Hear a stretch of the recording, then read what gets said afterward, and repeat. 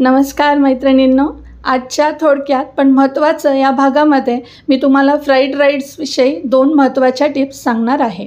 तर पहा, जेव्हा आपण फ्राईड राईस करायला घेतो तेव्हा आपण जेव्हा तांदूळ उकळायला घालतो तेव्हाच त्यामध्ये उकळत असताना तुम्हाला 2 ते 3 थेंब लिंबाचा रस त्यामध्ये पिळून घालायचा आहे। त्यानं काय होतं ना, पांढरा शुभ्र असा राईस तयार होतो आणि एक छानशी चव या राईसला येते।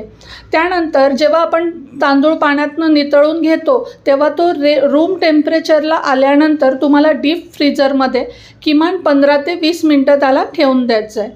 असं केल्यानंतर जेव्हा तुम्ही तो राईस बाहेर काढाल तर तुमच्या लक्षात येईल की त्याचं टेक्स्चर असं छानसं आलेलं आहे आणि तो मोकळा मोकळा झालेला आहे।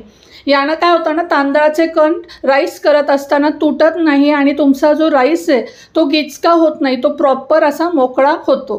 तर ही होती आजची टिप आवडली असेल तर चॅनलला लाईक, शेअर आणि सबस्क्राईब करा। धन्यवाद।